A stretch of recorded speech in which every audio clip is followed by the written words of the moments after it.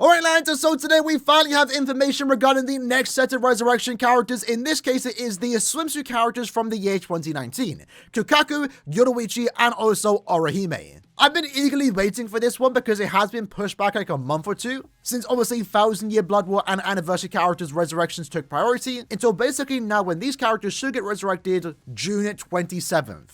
Either way though, I'm kind of excited to see how they do get treated in terms of resurrections, mainly because this is our first non-special resurrection batch. Obviously, it's no secret the last set of resurrections have been, quite frankly, amazing, right? After all though, they are 1000 Year Blood War and Anniversary characters. This is going to be our just normal resurrection batch. It might not be anything too crazy, but I do hope they don't just get the usual 7 skill upgrade that every other character has been getting if you aren't a 1000 Year Blood War or Anniversary character. So I guess in today's video, we are going to find out. Are we going to go back to the same old boring resurrections, or are they still at the very least giving some characters potential more special treatment? Either way though, let's start off with YORUICHI. In her case, looking at her soul trait, she is a strong attack recharge time minus 12%. Ideally for the soul trait aspect, I would love to see strong attack damage, full stamina damage, or maybe, hypothetically, I don't think it's going to happen, maybe like damage to weakened enemies. That would be kind of cool. I'm sure they might do that one day, but probably not now, especially for a character like this. Hopefully she doesn't get like weakened duration, although to be fair, personally, I wouldn't mind that. When it comes to her skills though, she has Sprinter +1, Slow Duration, Frenzy +1, Devastation, Debilitator 5, and also a 20% Bruiser. In this case, she has 6 skills. Now before we do check out the upgrade she does get, that's the big question, right? Are these characters going to get the same old 7 skills? In that case, she might pick up Havoc, she might pick up Berserker, she might get damage to weakened enemies. Or is she going to get an 8 skill, or potentially an innate skill? If she gets an 8 skill or an 8 skills, that's going to be really good, and I'll be happy with the resurrection. So let's find out. Before we do though, shout out to Hiken for this information. But let's find out. Soul trait, 12% recharge, and she also picked up 16% more strong attack damage. Does she get an innate skill? She does not, but does she get 8 skills? Let's find out. She actually did. Wow. Okay. Interesting. Interesting resurrection to say the least. So this looks to be the new standard then if you aren't a 1000 Year Blood War or Anniversary character. You now get 8 skills, which I actually think is quite good. So there is still going to be some special treatments to Anniversary characters and of course also 1000 Year Blood War characters. That's expected. But at the very least, these characters won't be too far behind. But it's an interesting resurrection to say the least. This is the first time I believe we've actually seen a character get long stride with a resurrection. Now to be fair, we can just give that to her as a bonus ability, but I think it's kind of cool. I like the idea of it. It is after all YORUICHI. And she did get damage to weakened enemies because she did pick up 16% more strong attack damage as her soul trait. It's an okay resurrection, it's nothing super amazing, but I do like the idea of it. Personally though, if it was me, I would have changed that long stride to Havoc, and I would have changed that damage to weakened enemies to just 20% Berserker. That would have been a lot better, but at the very least, it's different in that aspect with how they treated her resurrection. I wouldn't say it's bad, but again, it's not really like an amazing upgrade, right? But at the very least, she is going to be a solid link for any power character. 12% recharge, 60% strong attack damage is still great even to this day. Especially if you have a max strength standard, right? She is offering a good amount of SP. Next up though, we have Orihime. So in her case, once more, a strong attack recharge soul trait. I'm going to assume here she's either going to pick up full stamina damage or stamina recovery in between stages. Main reason I'm going to assume that is mainly because of her soul bomb. She is a healer, and it's been a minute since we have received a soul trait like that, so I personally wouldn't mind it. When it comes to the character's skills though, she has Bruiser, Devastation, Frenzy, Long Reach, Slow Duration, Sprinter +1, and also Weakened Defense. So in her case, she does have 7 skills. She's going to pick up an 8 skill, which is most likely going to be Berserker or Havoc. I'm going to assume Berserker since they're probably going to give her a weird soul trait for the soul trait upgrade. Let's find out though. So in this case, scrolling down to the soul trait, it is what I thought it was. Recover stamina in between each quest areas. And then when it comes to the upgradable skill, damage at full stamina. Okay. That's not too bad, to be fair. It's unfortunate she only had 7 skills, so she only picked up 1 new skill. I feel like she definitely could have been, she definitely could have went for an extra skill had she maybe lost the Long Reach or the Bruiser, for example. I feel like maybe a Berserker or a Havoc with the full stamina would have been a bit more ideal, but I guess that's not too bad.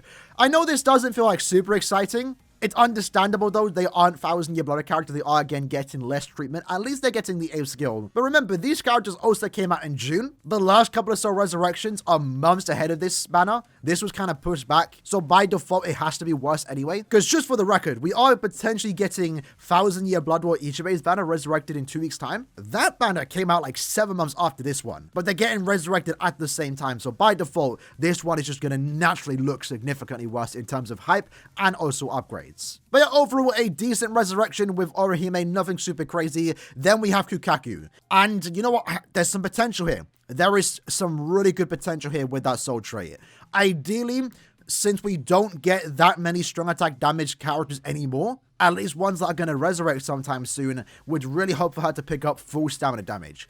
I think we already have a decent amount of full stamina and also sad links. Let me just double check. So currently, as of right now, if we do include Senkamon Aizen, we do have 3 links that give strong attack damage and also full stamina. So if they don't give her full stamina damage here, I'm not going to be too stressed about it because I already have the 3 links that I do need. If she does get it, it doesn't change much, right? But ideally, again, I would like for her to pick up full stamina damage, maybe strong attack recharge. When it comes to her skills, she has Bruiser, Debilitator, Devastation, Frenzy, Long Reach, Slow Duration, and also Sprinter +1. She's going to pick up 1 new skill here, probably going to be Berserker, damage to paralyzed enemies, or maybe Havoc +20%. Maybe in her case, she does deserve Havoc, to be fair, because the attack range that she does have is not that good. Just like Mari that got resurrected 2 weeks ago, she has a 900 AoE SA3. So I think for her sake, she would probably want to pick up Havoc. Alright, so checking out Kukaku's upgrade then. When it comes to the soul trait, she got strong attack damage inflicted at full stamina plus 20%. Okay, nice to see them put that on a non-1000-year Blood War anniversary character. That's actually a really good soul trait. I do like that, actually. So now if you put her as a link, lads, that's 40% strong attack damage. That's kind of insane. That's actually a really good soul trait. I like that, actually. Because again, as mentioned, we already have access to 3 full stamina damage and also strong attack soul traits. If she did get that, she's not changing the attribute much. She's not really helping out much, to be fair, because we already have those 3 set links. But this one's a really good upgrade. 40% strong attack damage. Wow.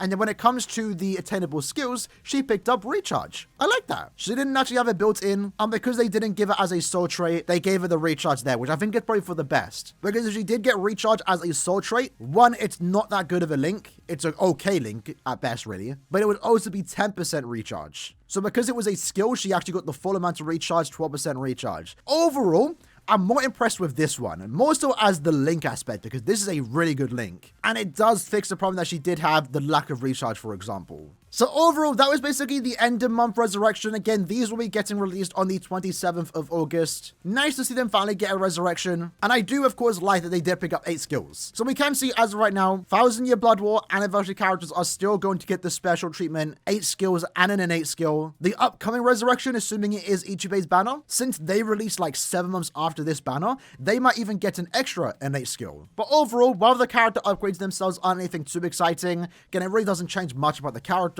They've gotten better, but you're not really going to use them now with the resurrection. The main thing at the very least, though, is that all 3 of them are very good soul traits. YORUICHI being a good damage soul trait, Kukaku being a really good damage soul trait for Senkamon, Epic Raid, and of course Guildquest content, and then Orihime being a bit of a niche soul trait with the recharge and stamina recovery, but I personally still use them links quite often, so I actually don't mind it. If I'm ever altering co-op content, I'm definitely going to throw on her link just to get that extra bit of recharge and of course also stamina recovery. I'm happy with the resurrections in terms of soul traits. As for upgrades, while I do again like the A skills, could have been better. In the comments below though, let me know what you guys think about these characters' resurrections. At the very least though, it's another resurrection batch in the month of August, and if you have all 3 characters, that's 200 plus orbs. Hope you guys enjoyed the video. I'll see you guys next time. Take care and peace.